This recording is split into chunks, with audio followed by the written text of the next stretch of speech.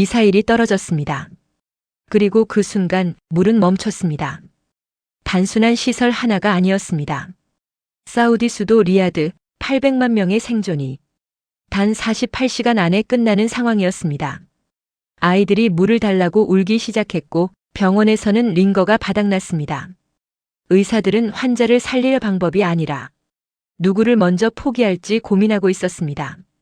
그런데 그 시각 백악관 상황실에서는 전혀 다른 이야기가 오가고 있었습니다. 지금이 기회입니다. 저는 그 말을 가장 먼저 꺼낸 사람이었습니다. 물로 사람을 살리는 방법이 아니라 그 물을 이용해 얼마를 얻어낼 수 있는지 계산하는 자리였습니다. 그리고 그 회의에서 한국이라는 이름은 웃음과 함께 지워졌습니다. 아무도 그 나라를 선택지로 생각하지 않았습니다. 하지만 48시간 뒤 우리가 지워버린 그 나라가 800만 명을 살리고 120대의 드론을 하늘에서 지워버립니다. 그리고 그날 무릎을 꿇은 건 사우디가 아니라 미국이었습니다. 2025년 9월 14일 새벽 3시 47분. 저는 백악관 지하 상황실에 있었습니다. 전화 한 통이 들어왔습니다. 짧았습니다. 세 줄이었습니다. 사우디 동부 해안 주바일 담수화 플랜트. 정체불명 미사일. 직격. 저는 처음에는 별로 놀라지 않았습니다. 중동에서는 그런 일이 종종 있으니까요. 하지만 그 다음 보고서를 넘기는 순간 제 손이 멈췄습니다. 주바일은 단순한 시설이 아니었습니다. 사우디 전체 식수의 40%를 책임지는 중동에서 가장 큰 담수화 플랜트였습니다. 그 시설이 멈춘다는 건 단순히 물이 부족해진다는 게 아니었습니다. 도시 전체가 천천히 죽어간다는 뜻이었습니다. 보고서 마지막 줄에는 차갑고 짧은 숫자가 적혀 있었습니다. 48시간 내 복구 실패 시 리야드 포함 800만 명 대규모 탈수 위기. 저는 그 숫자를 3번 읽었습니다. 800만. 전쟁이 난 게 아니었습니다. 폭격도 아니었습니다. 그냥 물이 없어서 죽는 겁니다. 아침이 되자 리야드는 이미 무너지기 시작했습니다. 대형마트 생수 코너 문을 열자마자 텅 빌 정도로 사람들이 쏟아졌습니다. 몇 시간 만에 선반이 바닥났습니다. 암시장이 바로 생겼습니다. 500ml 생수 한 병에 $50. 한국 돈으로 7만 원짜리 물. 병원이 더 심각했습니다. 탈수 증세로 실려온 아이들이 이미 복도에 눕기 시작했습니다. 침대가 모자랐습니다. 7살짜리 여자아이가 엄마 품에 안긴 채 중얼거렸습니다. 엄마 목말라. 엄마는 아무 말도 못했습니다. 줄 수 있는 물이 없었으니까요. 노인들은 입술이 갈라진 채 침대 가장자리에 앉아 있었습니다. 의사 한 명이 카메라를 향해 말했습니다. 우리는 모두 살릴 수 없습니다. 그 영상이 전 세계 뉴스를 탔습니다. 하지만 그 시각 백악관 상황실 안은 이상할 정도로 고요했습니다. 공포도 분노도 없었습니다. 오히려 다른 단어가 더 많이 들렸습니다. 기회. 대통령이 저를 바라보며 말했습니다. 켈라한, 사우디가 가장 절박할 때 우리가 뭘 얻어낼 수 있는지 정리해. 저는 망설이지 않았습니다. 1초도. 협상 카드 목록이 머릿속에서 바로 나왔습니다. 패트리어트 추가 배치를 조건으로 유전 공동 운영권을 요구해야 합니다. 유지보수까지 묶으면 20년 계약 확보 가능합니다. 회의실이 잠시 조용해졌습니다. 그리고 고개들이 하나씩 끄덕였습니다. 에너지부 장관은 동부 유전 얘기를 꺼냈고 CIA 국장은 정보 협정 확대를 이야기했습니다. 그 자리에서 단 한 번도 사람을 먼저 살리자는 말은 나오지 않았습니다. 그날 우리는 물을 만드는 방법이 아니라 그 물로 무엇을 얻을 수 있는지를 계산했습니다. 중국도 움직였습니다. 마치 이날을 미리 기다리고 있었던 것처럼 수송기 편대가 이미 이륙 준비를 마치고 있었습니다. 일본도 참여 의사를 밝혔지만 내각회의, 국회 보고 안전기준 검토 순으로 서류부터 쌓고 있었습니다. 사람이 죽어가는데 서류를 싸는 나라. 솔직히 실소가 났습니다. 그리고 회의가 거의 끝날 무렵이었습니다. 국무부 실무관 한 명이 조심스럽게 손을 들었습니다. 한국에서 긴급기술지원팀을 파견하겠다고 합니다. 회의실 공기가 묘하게 흔들렸습니다. 그리고 누군가가 피식 웃었습니다. CIA 국장이 고개를 저으며 말했습니다. 한국이요? 사막에서 물을 만든다고요? 진지한 회의에 농담 끼워 넣지 맙시다. 아무도 반박하지 않았습니다. 저도 속으로 완전히 동의했습니다. 한국. 미국이 설계한 무기를 조립하는 나라. 우리가 만든 장비로 반도체를 찍는 나라. 독자적으로 중동의 물 위기를 해결할 기술이 있다고는 상상조차 하지 않았습니다. 국무부 실무관은 민망한 표정으로 자료를 덮었고 한국이라는 이름은 그날 회의록에서 완전히 사라졌습니다. 그때 저는 몰랐습니다. 그 한 줄 삭제가 48시간 뒤 저를 어디로 데려갈지를. 미국은 곧바로 움직였습니다. 세계 최대 규모의 이동식 역삼투 정수 시스템, 미군 공병대 120명, 한 대에 800억 원이 넘는 최첨단 장비. 저는 상황실에서 출발 영상을 보며 이미 끝난 일이라고 생각했습니다. 사막의 물 문제쯤은 미국 기술이면 몇 시간이면 충분하다고 믿었습니다. 장비가 도착했고 가동이 시작됐습니다. 처음 30분은 문제가 없었습니다. 1시간도 정상이었습니다. 하지만 이 시간이 지나자 경고등이 하나씩 켜지기 시작했습니다. 사우디 동부 해안의 모래바람은 미국 본토에서 한 번도 경험해 본 적 없는 종류였습니다. 머리카락 굵기의 30분의 1밖에 안 되는 초미세 사막 모래가 필터 안으로 파고들었습니다. 엔지니어들이 필터를 교체했지만 모래가 쌓이는 속도가 사람이 처리하는 속도의 3배였습니다. 장비가 과부하 상태에 빠졌습니다. 경고음이 현장 전체에 울려 퍼졌습니다.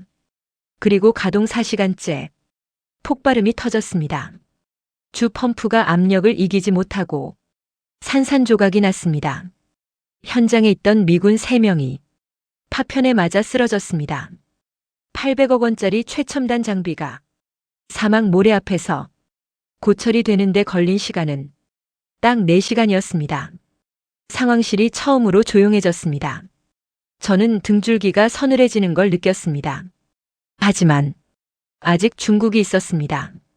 중국 장비는 미국보다 1시간 늦게 가동을 시작했습니다. 중국 엔지니어들은 미국의 실패를 보고 필터에 방사막을 추가로 씌우는 응급 조치를 취했습니다. 처음에는 효과가 있는 것처럼 보였습니다. 장비에서 물이 나오기 시작했습니다. 중국 대사는 즉시 베이징의 성공을 보고했습니다. 사우디 관계자들 얼굴에도 잠시 안도의 빛이 돌았습니다. 저는 이를 갈았습니다. 중국에게 빼앗기는 건가 하는 생각뿐이었습니다. 그 안도는 정확히 47분 만에 산산조각이 났습니다. WHO 긴급검사팀의 결과가 올라왔습니다. 납카드뮴, 안전기준치의 12배 초과, 중국산 역삼투막 코팅에서 중금속이 용출되고 있었습니다. 그 물을 마시면 살리는 게 아니라 죽이는 겁니다. WHO는 즉각 사용 중단을 내렸습니다. 중국 대사의 얼굴이 하얗게 질렸습니다. 미국은 폭발했습니다. 중국은 독을 쏟았습니다. 일본은 여전히 서류 더미 속에 있었습니다. 48시간 중 이미 30시간이 지나 있었습니다. 남은 시간 18시간. 저는 생애 처음으로 백악관 상황실에서 무력감을 느꼈습니다. 리야드 시내 상황이 분마다 악화되고 있었습니다. 병원 응급실 복도에는 탈수 증세의 아이들과 노인들이 바닥에 누워 있었습니다. 의사들은 더 이상 누구를 살릴지가 아니라 누구를 먼저 포기할지를 의논하고 있었습니다. 한 간호사가 울면서 영상을 올렸습니다. 링거 한 병을 든 채로 이 아이한테 줄지 저 노인한테 줄지 결정하지 못하겠다고. 그 영상이 전 세계 스마트폰 화면을 가득 채웠습니다. 그때 대통령이 저를 보며 물었습니다. 켈라한, 지금 우리가 쓸 수 있는 카드가 또 있나? 저는 대답하지 못했습니다. 제 머릿속에서 처음으로 다른 생각이 스쳤습니다. 우리가 처음부터 방향을 잘못 잡은 건 아닐까? 하지만 그 생각은 잠깐이었습니다. 바로 그때 사우디에서 긴급 보고가 들어왔습니다. 보고서 한 줄이었습니다. 한국기술진 민항기 편으로 현장 도착. 저는 처음에 잘못 읽은 줄 알았습니다. 누구라고? 한국입니다. 순간 짜증이 먼저 올라왔습니다. 회의에서 지워진 이름. 아무도 부르지 않은 나라. 그 나라가 스스로 들어온 겁니다. 더 황당한 건 그 다음이었습니다. 인원 17명.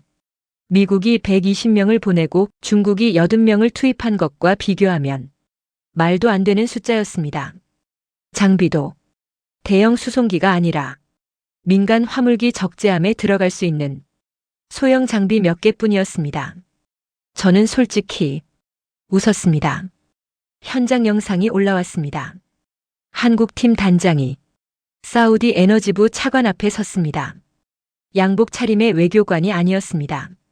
낡은 작업복, 먼지 묻은 안전화, 오른손에는 작은 스테인리스 물병 하나. 밥을 먹다 온 건지 그 물병엔 검게 긁힌 자국이 여러 개나 있었습니다. 오래 써서 칠이 벗겨진 흔적. 현장 기술자가 현장을 다니면서 늘 들고 다니는 그런 물병이었습니다. 카메라가 그의 손을 클로즈업 했을 때 저는 화면을 자세히 들여다봤습니다. 굳은 살이 두껍게 박혀 있었습니다. 검게 그을린 손가락 사이사이에 기름때가 끼어 있었습니다. 20년 넘게 파이프를 조이고 플랜트를 수리하고 사막의 열기 속에서 장비와 씨름해온 기술자의 손이었습니다.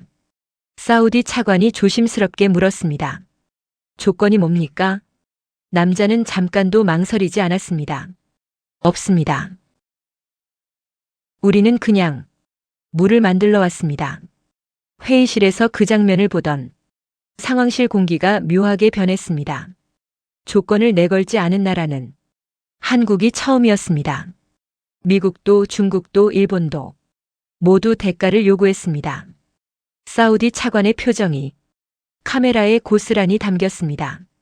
뭔가 모를 감정이 그 얼굴 위로 지나갔습니다.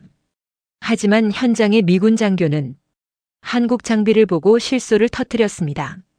저건 장비가 아니라 장난감이다. 저도 같은 생각이었습니다. 그런데 한국 엔지니어들은 주변에서 어떤 말이 들려도 단 한 번도 고개를 들지 않았습니다. 묵묵히 장비를 꺼내고 조립했습니다. 아무 말 없이. 그리고 정확히 3시간 뒤 상황실 모니터에 믿을 수 없는 화면이 올라왔습니다. 작은 장비에서 물이 쏟아지고 있었습니다. WHO 현장 검사관이 즉석에서 측정했습니다. 결과 음용 가능 등급 최상. 상황실이 조용해졌습니다.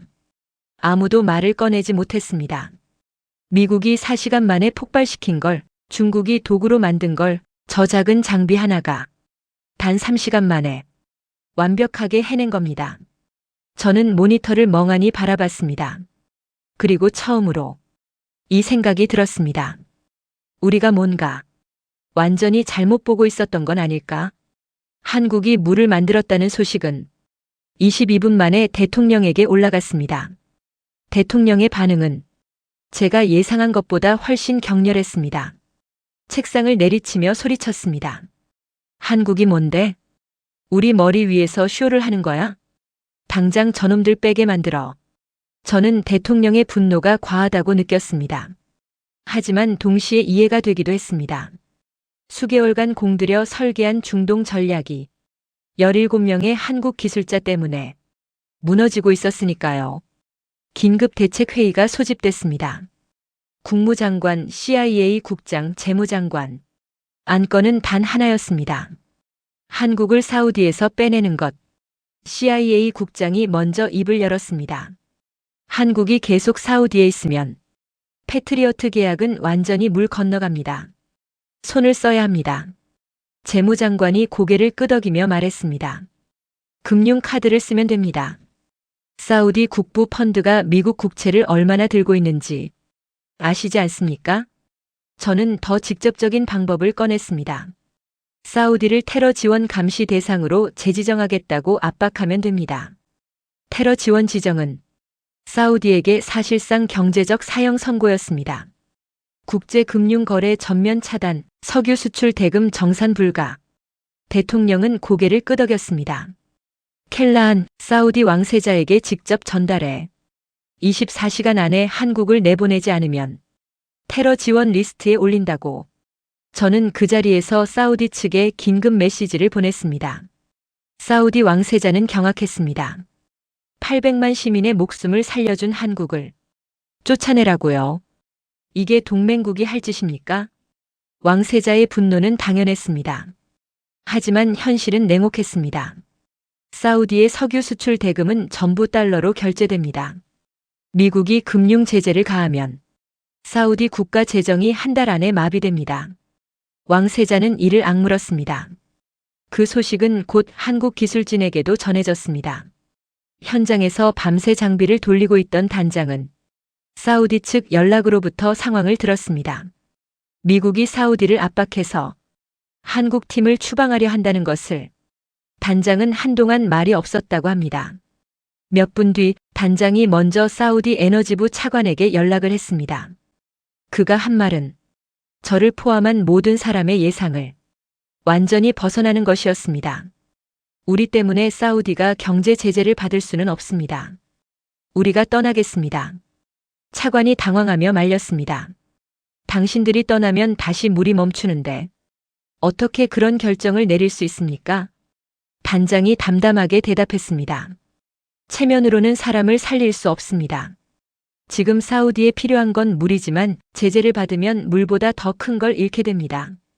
그 대화가 실시간 보고로 상황실에 들어왔을 때 저는 솔직히 당혹스러웠습니다. 백악관에는 안도의 한숨이 퍼졌습니다. 대통령은 만족스러운 표정을 지었습니다. 역시 한국은 분수를 압니다. 강대국 사이에서 자기 자리를 아는 것이지요. 옆에서 가벼운 웃음이 퍼졌습니다. 저도 따라 웃었습니다. 하지만 그 웃음 속에서 묘한 찝찝함이 가시지 않았습니다. 꼬리를 내린 것이 아니라 오히려 어떤 품격 같은 게 느껴졌기 때문입니다. 저는 그 감정을 빠르게 털었습니다. 패트리어트 계약을 재추진하는 일로 바로 집중했습니다. 한국팀은 철수 준비를 시작했습니다. 17명의 엔지니어들이 묵묵히 장비를 해체하고 짐을 쌌습니다.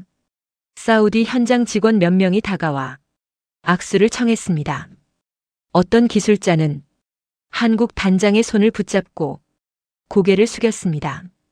그때 단장이 그 낡은 스테인리스 물병을 사우디 차관에게 건넸습니다.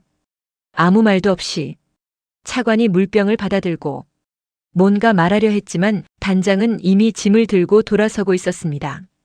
한국팀이 짐을 쌀 때 제가 놓친 것이 하나 있었습니다. 가져간 것의 목록이었습니다. 장비 본체는 현장에 그대로 두었습니다. 하지만 핵심 부품인 나노 촉매 필터 카트리지, 장비를 제어하는 소프트웨어 모듈, 이것들은 전부 챙겨갔습니다. 저는 당시 그 의미를 전혀 몰랐습니다. 장비가 남아있으니 다른 엔지니어가 돌리면 되겠지 하고 단순하게 생각했습니다. 한국팀이 사우디를 떠난 건 도착한 지 정확히 31시간 만이었습니다. 공항에서 그들을 배웅한 건 사우디 에너지부 실무관 2명뿐이었습니다. 카메라도 기자도 환송 행사도 없었습니다. 세계 언론은 미국과 사우디의 새 방산 계약에만 관심이 있었습니다. 한국팀의 철수는 그 어디에서도 뉴스가 되지 않았습니다. 그렇게 한국은 조용히 사라졌습니다. 저는 그날 저녁 커피를 한 모금 마시며 참모들에게 말했습니다. 한국은 잊어도 됩니다. 이제 본 게임을 시작합시다. 그런데 본 게임은 제가 생각한 것과 전혀 다른 방향으로 시작됐습니다. 한국팀이 떠난 지 6시간 뒤였습니다. 사우디 현장에서 긴급 보고가 올라왔습니다. 한국이 남겨두고 간 담수화 장비가 멈췄습니다. 저는 처음에 단순한 오작동이라고 생각했습니다. 공병대가 재가동시켜. 하지만 돌아온 보고는 제 예상과 달랐습니다. 나노 촉매 필터 카트리지가 없는 장비는 그냥 철제 상자에 불과했습니다. 소프트웨어 없이는 시동조차 걸리지 않았습니다. 장비를 제어하는 운영체제가 한국이 독자 개발한 프로그램으로 작동하고 있었는데 한국 팀이 철수하면서 시스템을 완전히 초기화하고 떠난 것이었습니다. 암호화 수준이 군사급이었습니다. CIA 사이버팀까지 투입됐지만 72시간이 지나도록 소프트웨어 한 줄도 복원하지 못했습니다. 저는 그 순간 깨달았습니다. 미국이 한국을 쫓아냈지만 한국의 기술까지 쫓아낼 수는 없었다는 걸. 오히려 한국을 쫓아냄으로써 미국은 스스로 800만 명의 물줄기를 끊어버린 셈이었습니다. 등줄기를 타고 차가운 게 흘러내렸습니다. 상황실의 공기가 얼어붙었습니다. 그리고 설상가상으로 또 다른 재앙이 터졌습니다. 사우디와 쿠웨이트 접경 지역 주요 유전 3곳에서 원인 불명의 원유 오염이 동시다발로 발생했습니다. 유전에서 뽑아올린 원유에서 고농도 황화물이 섞여 나오기 시작했습니다. 이 원유를 가공하는 정유 공장에 촉매 장치가 연쇄적으로 손상됐습니다. 사우디의 정유시설 12곳 중 9곳이 가동을 멈췄습니다. 국제 유가가 하루 만에 40% 폭등했습니다. 각국 증시가 동시에 폭락했습니다. 세계 경제가 한순간에 절벽 끝에 매달렸습니다. 저는 가동 중인 시설 3곳의 공통점을 파악하라고 지시했습니다. 돌아온 보고서를 읽는 순간 소름이 돋았습니다. 3곳 모두 2년 전 한국 기술진이 정비를 맡으면서 자체 개발한 특수 나노 촉매를 설치한 시설이었습니다. 그 촉매가 지금 이 초유의 오염 사태에서 원유를 완벽하게 정제해내고 있었습니다. 보고서를 더 읽어 내려가면서 저는 점점 얼굴이 굳어갔습니다. 한국의 나노 촉매 기술은 단순한 필터가 아니었습니다. 분자 단위에서 오염 물질을 선택적으로 분리해내는 차세대 소재 기술이었습니다. 이 기술의 원천 특허는 전부 한국이 보유하고 있었습니다. 미국도 독일도 일본도 유사한 기술을 개발하려 시도했지만 한국의 수준에는 10년 이상의 격차가 있다는 게 정보 분석관의 평가였습니다. 저는 그제야 인정할 수밖에 없었습니다. 우리가 한국이라는 나라를 완전히 잘못 보고 있었다는 걸. 사우디 왕세자도 같은 사실을 깨달았습니다. 자국 정유시설 9곳이 멈추고 3곳만 돌아가는 상황에서 그 3곳을 살리고 있는 게 한국 기술이라는 사실은 충격 그 자체였습니다. 왕세자는 비공개 채널을 통해 한국 정부에 다시 기술 지원을 요청하기 시작했습니다. 하지만 미국이 한국을 협박으로 쫓아낸 사실이 이미 한국 측에 알려져 있었습니다. 한국 정부는 공식 답변을 유보했습니다. 미국의 눈치를 보지 않을 수 없는 상황이기도 했습니다. 저는 이 모든 상황을 지켜보면서 처음으로 심각한 내적 갈등을 겪기 시작했습니다. 한국을 쫓아낸 것이 전략적 승리라고 자축했던 게 불과 이틀 전이었습니다. 그 결정이 지금 사우디의 물 위기를 재발시키고 전 세계 석유 시장을 흔들고 있었습니다. 미국의 힘으로 한국을 밀어냈지만 한국의 기술 없이는 아무것도 해결되지 않는 현실이 눈앞에 펼쳐져 있었습니다. 그런데 이것은 시작에 불과했습니다. 10월 3일 새벽이었습니다. 사우디 전역에 최고 수준의 군사경보가 발령됐습니다.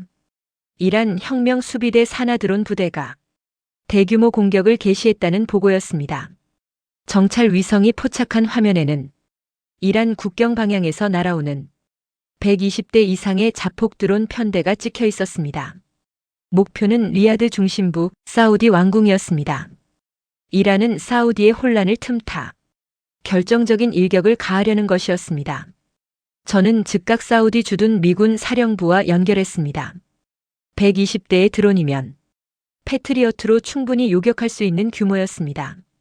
저는 잠시 안도했습니다. 최소한 군사적 위기에서는 미국의 기술이 사우디를 지킬 수 있을 것이라고 믿었습니다. 미국의 위상을 다시 세울 기회라고까지 생각했습니다. 그 안도는 5분 만에 산산조각이 났습니다. 사우디 주둔 미군 사령관이 떨리는 목소리로 보고했습니다. 패트리어트 시스템이 작동하지 않습니다. 본국 서버에서 원격 잠금이 걸려 있습니다. 저는 순간 귀를 의심했습니다. 원격 잠금이라니 그게 무슨 말입니까? 사령관이 설명했습니다. 워싱턴에서 패트리어트 시스템에 사격 통제 서버에 접근 제한을 걸었고 현장에서는 발사 승인이 불가능한 상태라는 것이었습니다. 저는 머리가 하얘졌습니다. 그리고 기억이 떠올랐습니다. 사흘 전 대통령이 비공개로 지시한 것이 있었습니다. 사우디가 패트리어트 추가 구매 계약에 서명할 때까지 기존 시스템의 소프트웨어 업데이트를 보류하라. 그 보류 조치가 사격 통제 서버의 접근 권한까지 묶어버린 것이었습니다. 사우디를 압박하기 위해 채운 자물쇠가 지금 이 순간 사우디의 하늘을 열어버린 셈이었습니다. 120대의 자폭 드론이 리야드를 향해 날아오고 있는데 미국이 팔아놓은 방패에 자물쇠가 채워져 있었습니다. 잠금 해제 명령이 내려갔지만 시스템 재인증에 최소 4시간이 필요하다는 답이 돌아왔습니다. 드론 편대가 리야드에 도달하는데 남은 시간은 45분이었습니다. 상황실에 공포가 퍼졌습니다. 미국이 동맹국에 팔아놓은 무기의 자물쇠를 채워서 동맹국이 죽게 생겼다는 사실이 이 방 안에 있는 모든 사람의 등줄기를 얼어붙게 만들었습니다. 저는 모니터에 찍힌 드론 편대의 이동 경로를 보며 생애 처음으로 진짜 공포를 느꼈습니다. 왕궁 주변에는 수만 명의 시민이 있었습니다. 미국이 만든 방패는 잠겨 있었고 열쇠는 태평양 건너 워싱턴에 있었습니다. 그때 사우디 주둔 미군 사령관이 한마디를 더 보탰습니다.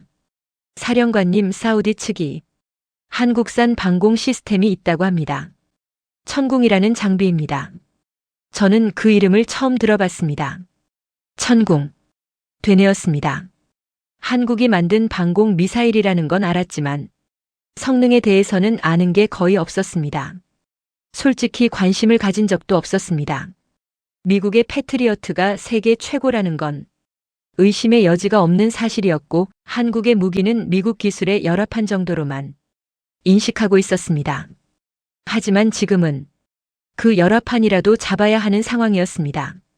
사우디 국방부가 긴급 확인한 결과 리야드 남부 외곽에 한국산 천궁 방공 시스템 2기가 배치돼 있었습니다. 2년 전 사우디가 한국과 체결한 방위 무기 도입 계약에 따라 설치된 것이었습니다. 당시 미국은 이 계약을 대수롭지 않게 여겼습니다. 패트리어트의 보조 장비 정도로 생각했고 실전에서 쓸 일이 없을 것이라고 판단했습니다. 저 역시 보고서에 한 줄 적힌 천궁 도입 소식을 흘겨보고 넘긴 기억이 있었습니다. 그것이 지금 유일한 희망이 될 줄은 꿈에도 몰랐습니다. 그런데 문제가 하나 더 있었습니다.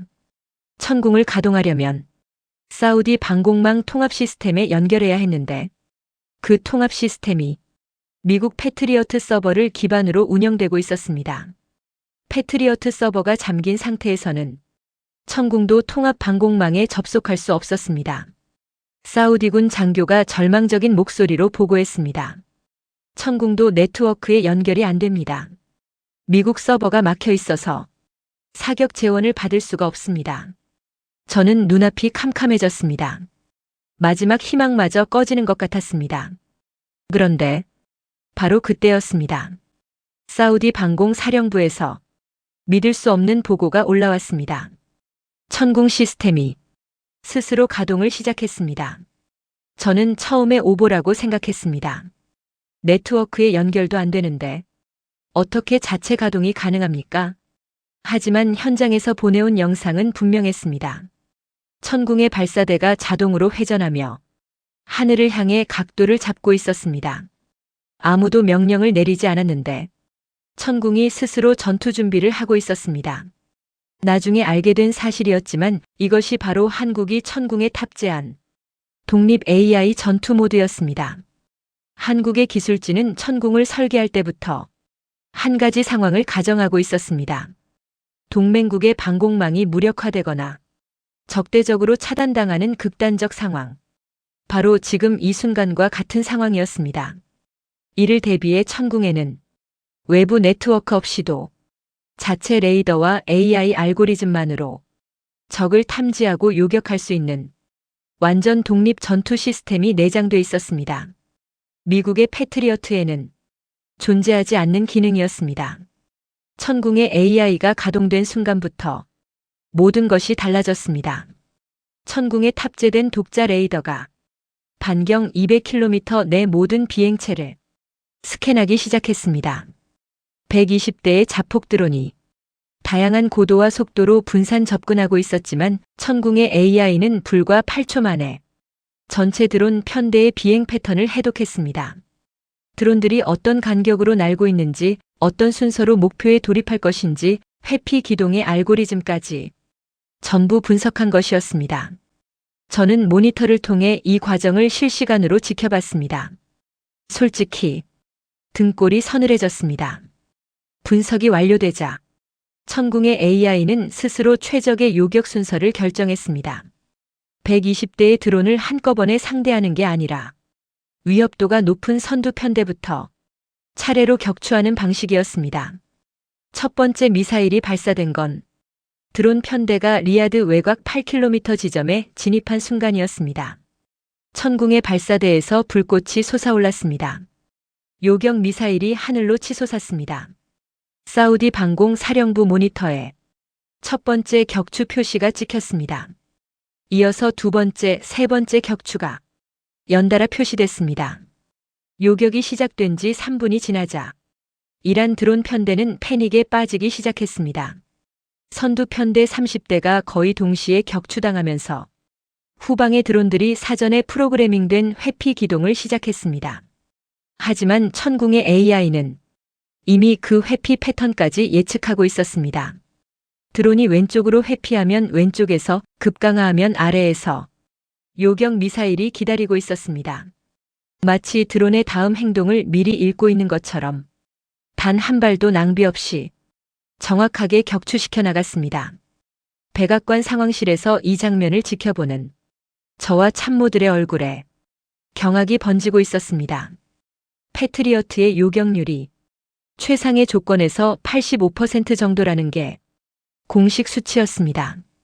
그런데 지금 천궁은 120대의 분산 공격 드론을 상대로 단 한 대도 놓치지 않고 있었습니다. 40대, 60대, 80대 격추 숫자가 올라갈 때마다 상황실의 침묵은 더 깊어졌습니다. 누군가가 작은 목소리로 중얼거렸습니다.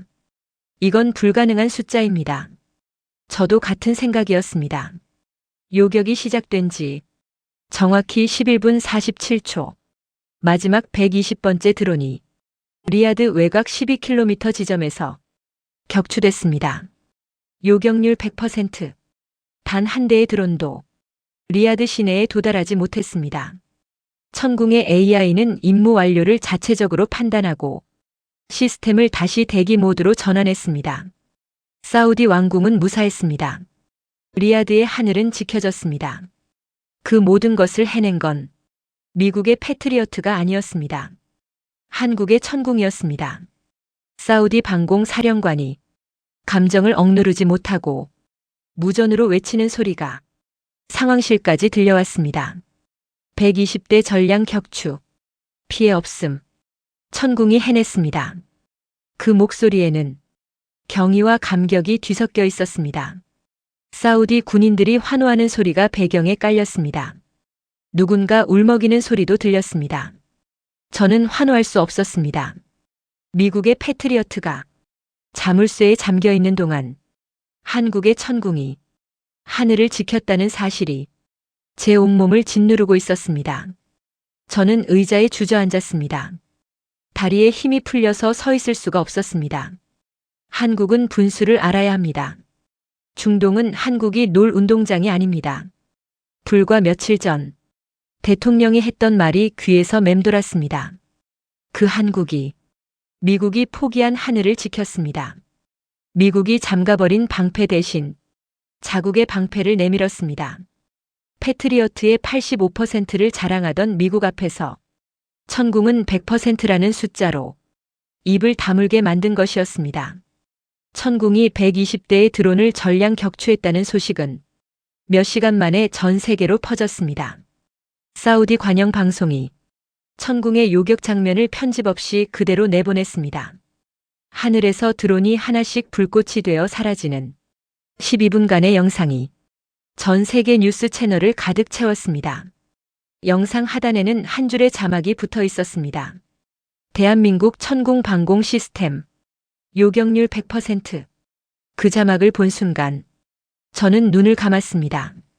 미국이 수십 년간 쌓아올린 중동 방산 시장의 신화가 무너지는 소리가 들리는 것 같았습니다. 사우디 왕세자는 드론 격추 12시간 뒤 전 세계에 생중계되는 긴급 기자 회견을 열었습니다. 왕세자의 표정은 단호했습니다.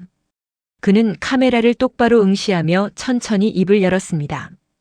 우리 사우디아라비아가 가장 절박한 순간 미국의 무기는 창고에 잠겨 있었습니다. 800만 시민의 목이 탈 때 물을 만들어준 것도 120대의 드론이 왕궁을 덮치려 할 때 하늘을 지켜준 것도 모두 대한민국이었습니다. 회견장이 술렁였습니다. 왕세자는 멈추지 않았습니다. 사우디는 오늘부로 미국과 체결한 차세대 패트리어트 도입 계약을 전면 재검토하겠습니다. 위기의 순간에 자물쇠가 채워지는 방패는 방패가 아닙니다. 회견장에 있던 미국 대사의 얼굴이 하얗게 질렸습니다. 저는 백악관 상황실에서 이 장면을 지켜보며 심장이 바닥으로 가라앉는 느낌이었습니다. 수십조 원 규모의 방산 계약이 생중계 도중에 날아가고 있었습니다. 왕세자는 기자 회견 마지막에 한 가지를 더 발표했습니다. 사우디아라비아는 대한민국과 포괄적 전략 동맹을 체결할 것이며 방공체계, 담수화 기술, 에너지 인프라 전 분야에서 한국을 최우선 파트너로 지정하겠습니다. 동시에 한국 기술진의 즉각적인 복귀를 공식 요청합니다. 전 세계 언론이 일제히 속보를 쏟아냈습니다. 사우디, 미국 버리고 한국 택하다. 저는 그 헤드라인을 보며 두 손으로 얼굴을 감쌌습니다.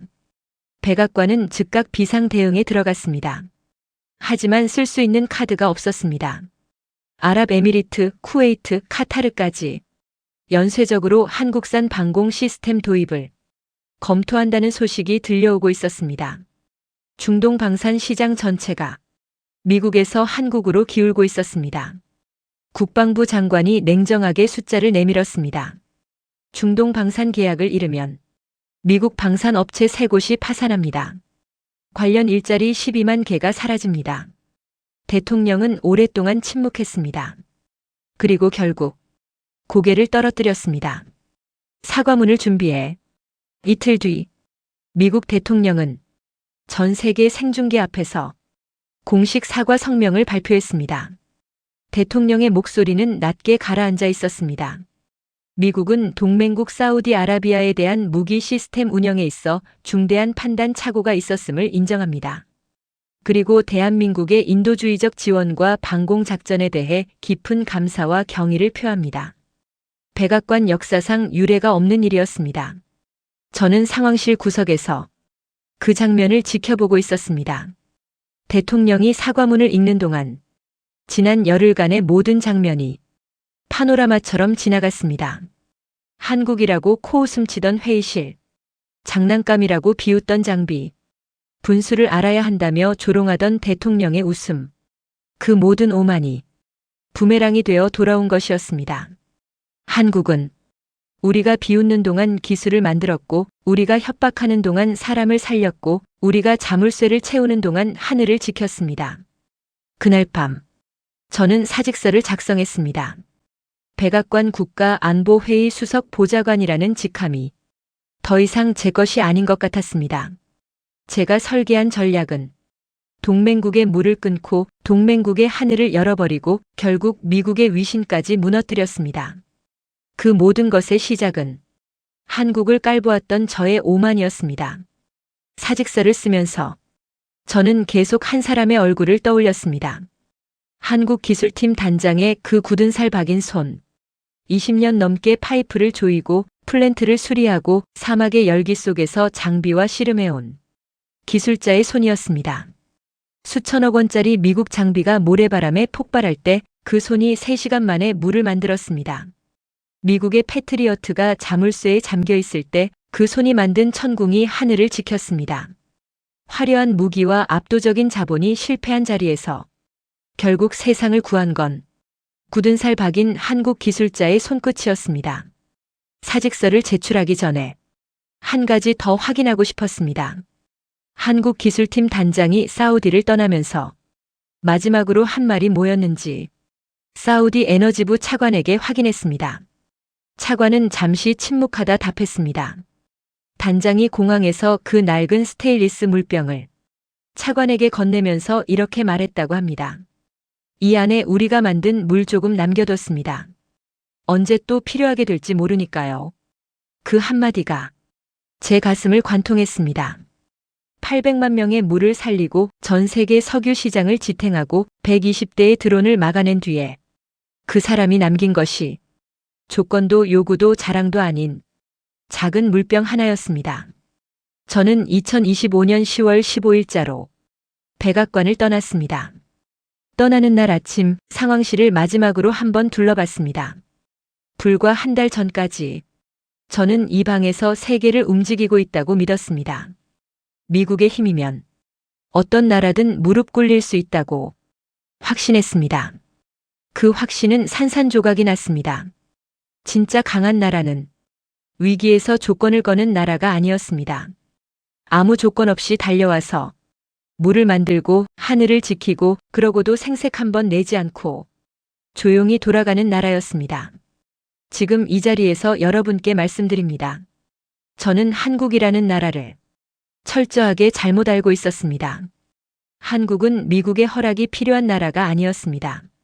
한국은 미국이 실패한 곳에서 성공하고 미국이 등을 돌린 곳에서 손을 내밀고 미국이 자물쇠를 채운 곳에서 방패를 세운 나라였습니다. 저의 오만이 부끄럽습니다. 그리고 그 오만을 깨트려준 한국에 경외심을 느낍니다. 저는 제임스 켈라한입니다. 전 미국 백악관 국가안보회의 수석 보좌관이었고 한국을 가장 깔보았던 사람이었으며 지금은 한국을 가장 존경하는 사람이 되었습니다. 지금 이 순간에도 세계 곳곳에서 한국의 기술이 조용히 누군가를 지키고 있습니다. 그 이야기를 놓치지 않으시려면 지금 구독 눌러두시고 다음 영상도 함께 해주세요.